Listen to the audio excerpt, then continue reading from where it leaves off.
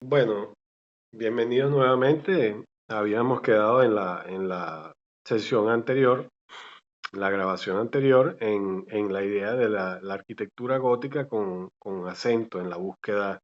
de una atmósfera, pues, ¿no? Y esto es posible ser percibido en esta imagen que es más que elocuente, ¿no? Donde la estructura básicamente se integra dentro de la idea de una planta basilical en forma de cruz, donde eh, hay una nave central y hay sendas naves laterales y bueno, el altar, y además del altar ya en todo el desarrollo de lo que es el cruce allí de la planta en forma de planta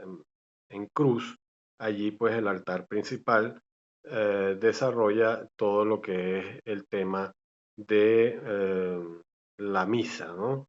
En un sentido muy solemne y de características realmente interesantes, ¿no? La Catedral de Colonia ha sido sujeto de muchas restauraciones y eso también ha hecho que la interpretación del gótico haya girado hacia otras ideas que habían sido establecidas y preconcebidas por muchos historiadores de tener un carácter lúgubre, pero en realidad la pátina del tiempo fue la que le otorgó un poco esa idea de edificación oscura y que con el trabajo que se ha venido realizando a lo largo de la historia de la existencia de la catedral y de esta y de otras catedrales góticas, como por ejemplo Notre Dame en París. Bueno, fíjense, existió un incendio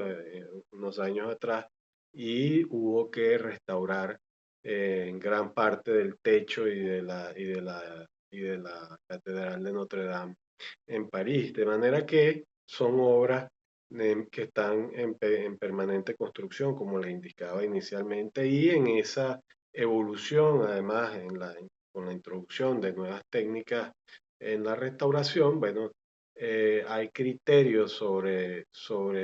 la interpretación de formal, espacial, estilística, constructiva y de utilidad de las iglesias, no solamente del gótico, sino de la antigüedad clásica y también del Renacimiento y mucho más próximas a nosotros, pues ha sido posible retomar ideas y posturas distintas sobre lo que es básicamente el conocimiento de estas obras de importancia capital y fundamental en el conocimiento de la arquitectura. Em, Voy a hacer un breve repaso también de esta imagen de Santa María dei Fiori, donde llegando ya al Renacimiento vemos la resolución de la cúpula elaborada por Filippo Brunelleschi, quien fue quien hizo posible la construcción y la edificación de este sistema que permitió finalmente concluir la iglesia que por muchos años había sido manejada por artistas, pero que al llegar a este punto, en este tambor de 80 metros de diámetro que constituye la base de la cúpula, pues se enfrentaban con una misión imposible, prácticamente que Brunelleschi logró superar y así edificar la cúpula de Santa María dei Fiori a través de un sistema de proyección ideado por Brunelleschi, quien luego de esta hazaña estructural logró poner en alto la figura y la idea del arquitecto como el elemento fundamental en la creación de la obra de construcción, ¿no? Como les había dicho inicialmente, el arquitecto o arquitecton no era ni siquiera visto como un maestro de obra, era prácticamente un picapedrero que tenía muy poca relevancia dentro de lo que era la creación de la arquitectura. Esto se manejaba a través de los artistas, pero también mencionamos que con el tiempo y con la importante intervención de Brunelleschi, pues se echó por la borda siglos de creencias de que el arquitecto no debía ser más que un ayudante, pues, o un asistente de el creador, pues, ¿no? Del arte. De allí surge entonces esa discusión continua sobre la, la idea de el problema entre el arte y la arquitectura, pues, ¿no? Que básicamente se resuelve reconociendo que hay una síntesis que permite justamente la incorporación entre las dos disciplinas para la edificación de una sola entidad corpórea que incluya en su aspecto constructivo los elementos ornamentales eh, que de alguna manera puedan configurar finalmente la imagen de esa construcción. En este caso, nombramos a Santa María dei Fiori, así como hicimos anteriormente con las iglesias proyectadas o elaboradas a forma de consultoría por Alberti, ¿no? Quien además mencionamos que fue uno de los tratadistas más importantes con su libro de reedificatoria. Aquí vemos una imagen de la carátula, ¿no? Que constituía la tratadística que hacía León Battista Alberti, pues, ¿no? Aquí en sus 10 libros o en sus 10 componentes fundamentales de su obra escrita, pues, ¿no? Es importante mencionar que Alberti no tuvo una actividad de construcción digamos, muy prolífica, pues, porque, bueno, los tiempos, como les he dicho, en ese entonces se medían de manera distinta. Y Alberti realizó, en realidad, pocas obras, digamos, ¿no? 5 obras fundamentales, pero que reflejan lo que era su criterio sobre la edificación, ¿no? Y sobre cómo debe ser el arte de edificar. Nuevamente aquí surge el tema del arte y la edificación, ¿no? El problema entre el diseño y el arte, ¿no? Que viene a profundizarse mucho más en el tiempo y que mm, es un tema que todavía se debate, pues, ¿no? Si el arte es diseño, si la arquitectura es arte, en fin, todavía está sobre la palestra esa especie de sin razón, ¿no? En realidad debemos reconocer que la arquitectura es una disciplina de la cual derivan todo el resto de los elementos y de las ramas eh, que a quienes antecede la palabra diseño, pues, ¿no? Y pues esta palabra diseño ya en la modernidad viene a influenciar justamente todo lo que es el tema de la proyección, ¿no? Pero que no hubiese sido posible sin la genialidad de Brunelleschi con la invención del sistema de proyección en perspectiva. Aquí tenemos otra imagen de la Catedral de Colonia, justamente en el crucero, de la planta basilical y vemos cómo con los trabajos de restauración ella ha retomado una vida espacial distinta a la que al menos yo conocí y luego posteriormente pude evidenciar y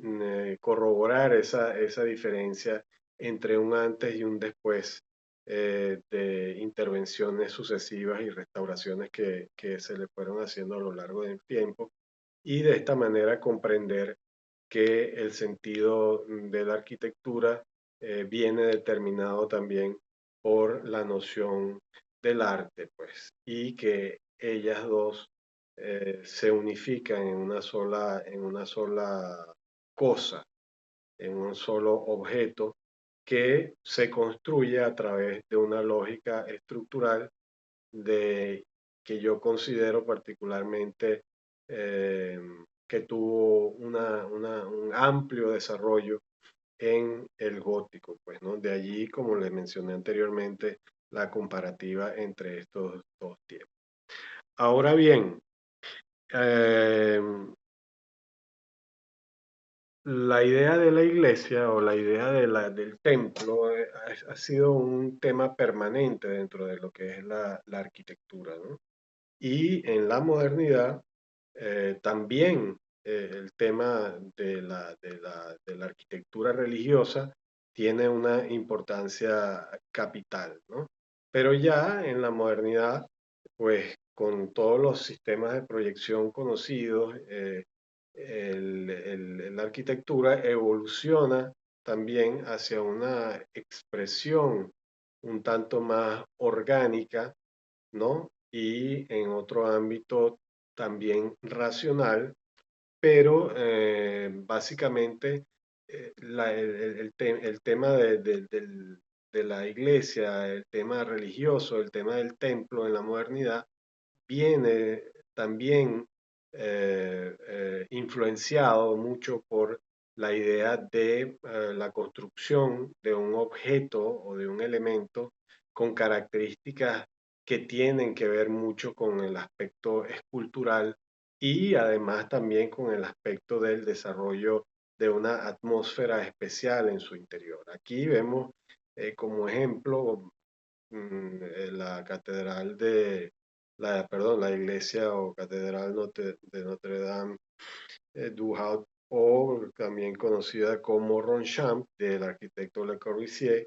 donde él allí en un ardid de expresionismo moderno logra transmitir la idea de una artisticidad arquitectónica, por llamarla de una forma, que tiene su fundamento en un tema que se basa en la idea y en la noción de la obra edificada como producto de la elaboración de un diseño, ¿no? ¿Por qué? Porque ya la obra no se va realizando en el Renacimiento y en periodos anteriores, no se va realizando sin los sistemas proyectuales que Brunelleschi impulsó y que fueron siguiendo a lo largo del tiempo. Ya la idea de la edificación viene dada por la idea y la concepción de la arquitectura como resultado de un proceso de diseño, ¿no? Y aquí vemos una planta de la Catedral Notre Dame du Haut, que es conocida también como la iglesia de Ronchamp o la catedral de Ronchamp. Y aquí pues vemos entonces cómo Le Corbusier desarrolla el tema de la arquitectura a través del diseño. Es decir, que el asunto del arte y del diseño no son elementos contradictorios, sino que son elementos complementarios, ¿no? Y el diseño es la herramienta que permite a través de los sistemas de proyectación y de conocimiento de las teorías y de los tratados y de otras obras arquitectónicas que permiten el desarrollo de una elaboración planimétrica a partir de ciertos criterios de diseño que permiten establecer de una manera práctica la forma en que esta edificación viene a ser construida, pues, ¿no? Y entonces allí se introduce, o la modernidad introduce fundamentalmente el tema del diseño, pero con una valoración artística, pues. En el caso de Le Corbusier es más que evidente en este proyecto que lo traigo a colación, porque representa un momento muy particular, no solamente dentro de la obra de Le Corbusier, sino también dentro de todo el espectro que es la forma de diseño y de proyección en la arquitectura moderna. Aquí Le Corbusier opta por una expresividad artística prácticamente que se configura también volumétricamente con la disposición de estas grandes conchas en concreto y todas estas curvaturas y entradas de luces con muros sólidos prácticamente portantes y a pesar de ser una obra arquitectónica icónica de la modernidad, hay muchos elementos que se retoman de las arquitecturas previas y que se vacían aquí también con intenciones sólidas de diseño dirigidas hacia la construcción de una espacialidad sublime y también cuasi monumental, pues, ¿no? Porque no podemos comparar esto ni con la Catedral de Colonia en dimensión, ni con otras obras de la antigüedad y de la historia, pero evidentemente retoma ciertos criterios que se configuran a través del dibujo y el diseño en una elaboración compositiva de carácter fluido y al mismo tiempo espacial en la búsqueda y en la orientación de una expresividad máxima de sobrecogimiento y elevación en el sentido de la adoración al supremo creador. Y curiosamente, Le Corbusier siempre fue una persona atea, es decir, no creía en Dios. Y curiosamente en su carrera le correspondió desarrollar esta y también otras obras de carácter religioso, de las cuales la más importante es Ronchamp. El interior de la iglesia de Ronchamp, si bien no traduce literalmente los órdenes, como por ejemplo lo pudo haber hecho se pudo haber hecho en las obras del Renacimiento y mucho menos en el Gótico, vemos y comprendemos que también hay una búsqueda espacial, en este caso de continuidad y de liberación del espacio, donde los elementos de esta pared perforada a la mano derecha de alguna manera emula la idea del vitral gótico que se reinterpreta en la modernidad como un elemento mural sólido de proporciones considerables y que en una serie de nichos dispuestos de forma artística también con la utilización del color, entendemos que la luz y la forma vienen a tener una primacía fundamental en el establecimiento de los criterios de planteamiento de diseño de esta obra que es fundamental en la arquitectura y que merece la pena ser estudiada en profundidad y de forma comparativa, ¿no? Que es una de las tareas fundamentales que tenemos como asignación, es decir, situarnos en una perspectiva, desde una perspectiva crítica y elaborar un compendio de ideas que de alguna manera logren eh, elaborar una discursiva relativa a la pertinencia comparativa entre distintos momentos históricos y de cómo hay una secuencia diacrónica que de alguna manera da saltos entre periodos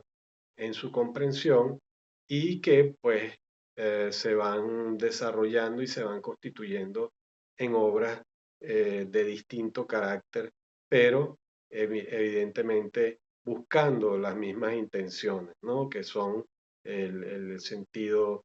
de recogimiento, la religiosidad, la idea de que los elementos floten en el espacio, como se puede notar en esta imagen en la cubierta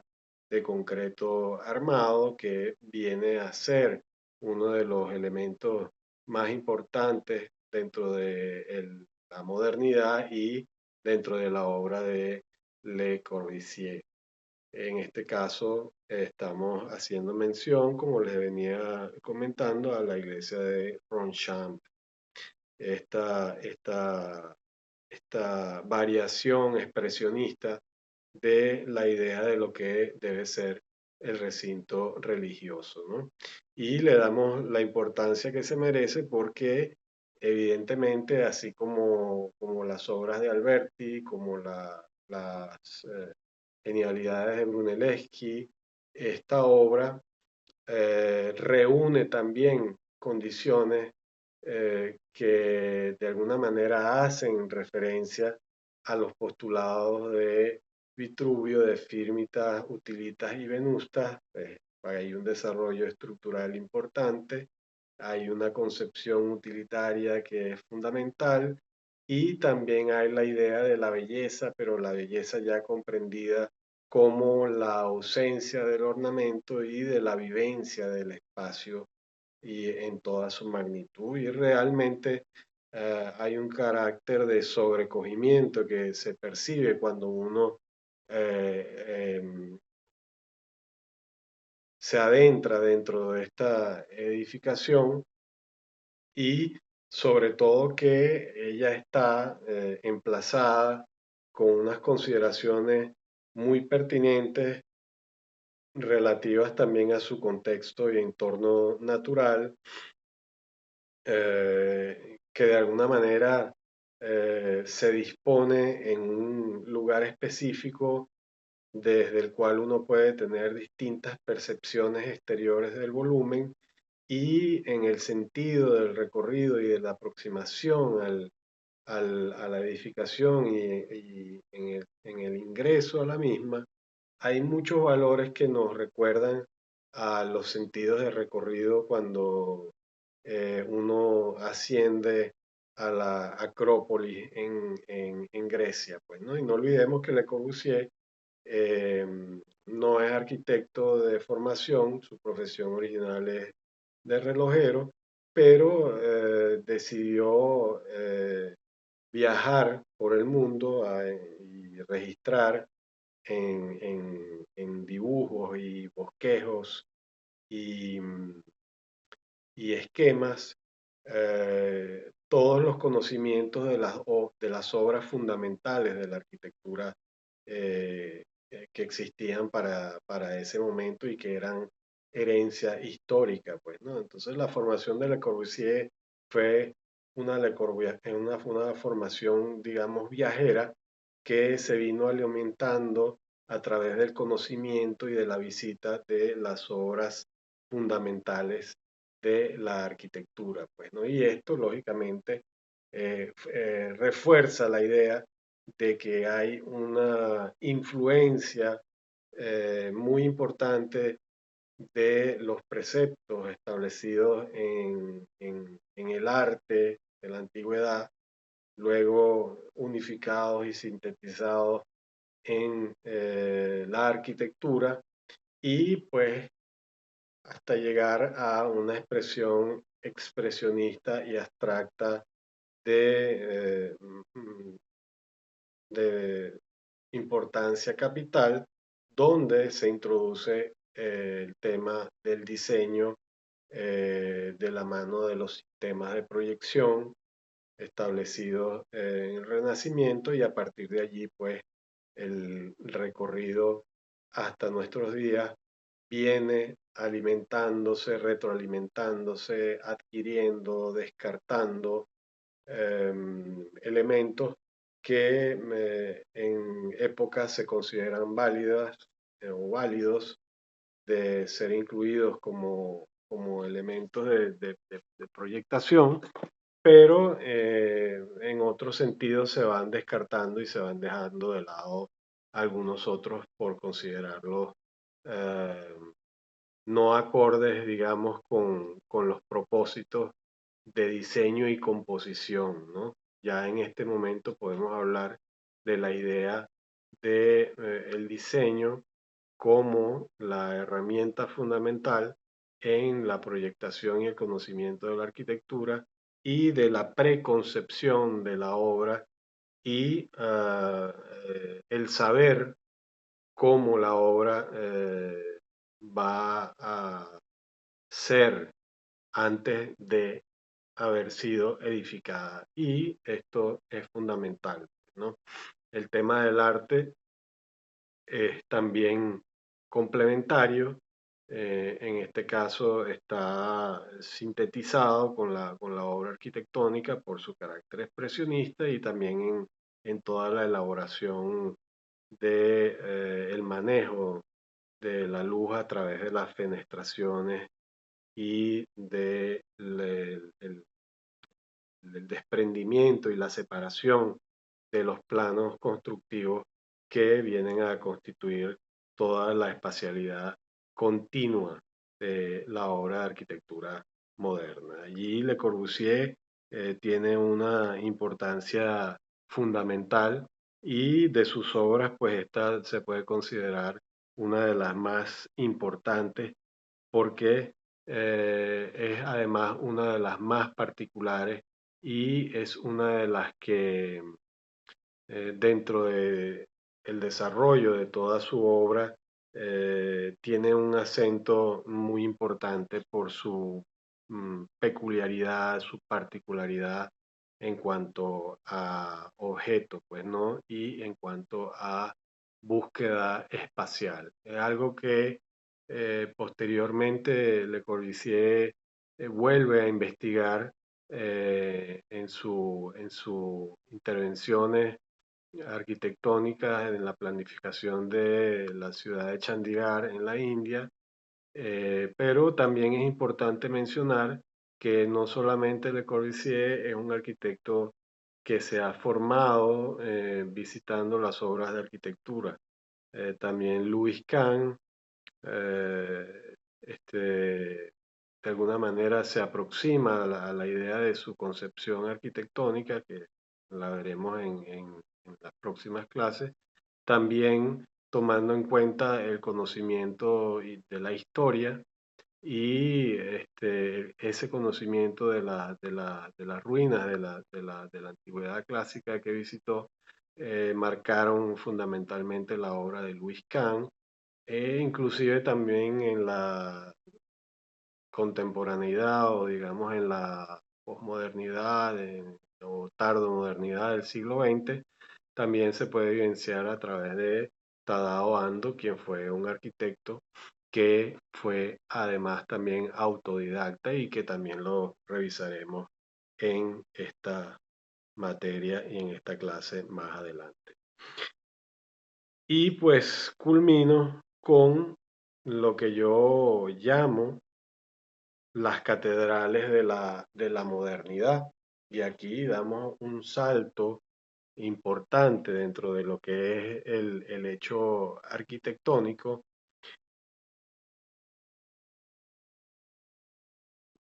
porque no solamente el gótico o no solamente la estilística que heredamos, ¿no? De todo este ADN histórico que de alguna manera nos influye como arquitectos y nos determina como creadores, permea hasta nuestros días y bueno, la búsqueda de la verticalidad es una constante dentro del tema del diseño arquitectónico en nuestros tiempos. Aquí tenemos una imagen de una de las edificaciones más emblemáticas del siglo XXI, como es el Burj Khalifa, desarrollado por la firma Skidmore, Owings y Merrill. Y pues allí nosotros podemos ver, aparte de la Catedral de la Modernidad, como la llamo, la llamé anteriormente y como la vuelvo a insistir en este tema, de cómo la Catedral de la Modernidad se convierte en una carrera prácticamente competitiva entre los arquitectos estrellas que surgieron, digamos, a finales de la década de los 80 y ya se fueron consolidando en los albores del siglo XXI, del cual ya llevamos 26 años en curso, ¿no? Y la arquitectura básicamente sigue utilizando los mismos criterios conceptuales y los mismos criterios a nivel de diseño y el reconocimiento también de la edificación como una obra paradigmática y una obra icónica dentro del escenario urbano, pues, ¿no? Ya no dentro del escenario eh, más campestre o rural, como pudo haber sido en Ronchamp, se asocia más con la idea de la catedral insertada dentro de las tramas urbanas de la antigüedad clásica y también de las incipientes ciudades dispersas del gótico germánico, que tiene una importancia capital. Y aquí en este caso, pues no solamente la edificación se maneja como un elemento icónico y de reconocimiento, sino que también se maneja como un símbolo de poder. Y allí el conocimiento y la idea del diseño y de todas sus teorías y del conocimiento de estas es la que permite realmente la elaboración y la consideración a través del sistema de proyección y del diseño de la construcción de una arquitectura que realmente realce la majestuosidad eh, de las catedrales del siglo antepasado y mucho más que antepasado, antes pasado, pues, ¿no? Prácticamente vienen a ser, la distancia viene a ser abismal, pero los criterios humanos básicamente siguen siendo los mismos, ¿no? Con la ayuda, lógicamente, del avance de los sistemas de diseño y los sistemas proyectuales que vienen ya teniendo una importancia capital en el desarrollo de los proyectos, ¿no? Y en ese sentido, pues, hemos llegado hasta nuestros días, inclusive con lo que llamamos inteligencia artificial o artificial intelligence, y pues ya estamos entrando en lo que es la IGA, la General Artificial Intelligence, la inteligencia artificial general, que de alguna manera representa una importancia capital dentro de la proyectación y del diseño en arquitectura y en el arte, porque es comparable con el descubrimiento de Brunelleschi de la perspectiva, ¿no? Porque básicamente es un sistema que permite a través de una idea, ¿no? Controlada por nosotros como creadores y diseñadores, nos permite elaborar rápidamente y muy velozmente imágenes de alguna manera que son constructos arquitectónicos a partir de, lógicamente, todo el desarrollo programático de softwares que nos ha traído esta llamada era digital y que pues estamos viendo cómo se desarrolla de manera frenética y que debemos saber manejar con mucha conciencia, porque el arquitecto jamás debe perder su rol de creador, debe ser un individuo que integre el arte con la arquitectura y establezca de forma clara los preceptos, los conceptos y las nociones que tiene y que quiere traducir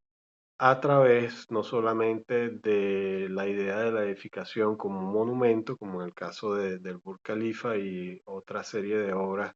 que veremos de los arquitectos de la posmodernidad, la tardomodernidad, el deconstructivismo, sino también la idea del arquitecto como creador de las formas que construyen el futuro y por ello, por ende, debemos de alguna manera ser responsables y asumir todos estos sistemas de una manera positiva, apropiándonos de los criterios más sublimes para la elaboración de una discursiva arquitectónica acorde con los tiempos y que cada vez más profundice en el sentido de su esencia espacial y de concepción de elemento fenomenológico que va de la mano de la idea de la percepción de sí misma y de ella misma como una experiencia que se vive con todos los sentidos. Y en este sentido, ya la concepción de la arquitectura no solamente como monumento, como venía diciendo, es importante también concebirla y considerarla como elemento generador de atmósferas, generador de sensaciones, generador de eh, situaciones donde el individuo eh, se vea comprometido y se vea integrado dentro de un continuo formal y espacial lleno de experiencias y de vivencias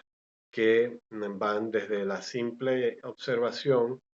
con la vista a la inclusión de la vivencia del espacio y de la edificación con todos los sentidos, porque si la providencia nos ha provisto de 5 sentidos, no solamente el sentido de la vista es el que ya la arquitectura desea captar, sino que también es importante eh, que el resto de los sentidos, como el auditivo a través del sonido, el tacto a través de las sensaciones y de la superficie, el olfato a través de los olores, ya vienen cabalgando hacia la producción de una arquitectura importantemente fundamentada sobre nuevos preceptos teóricos y nuevos postulados que como en su momento Alberti, Da Vinci, Vasari, Brunelleschi hicieron, ya en estos momentos arquitectos como Palaschmia, Giovanni Palaschma, Peter Zumthor, entre otros, vienen desarrollando de manera importante y que también serán objeto de estudio en este intensivo de la materia teoría del diseño y del conocimiento. Bueno, pues ha sido un placer hacerles este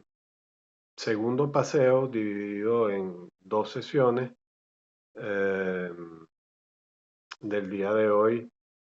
4 de junio de 2026. Y a partir de esta imagen, pues veremos cómo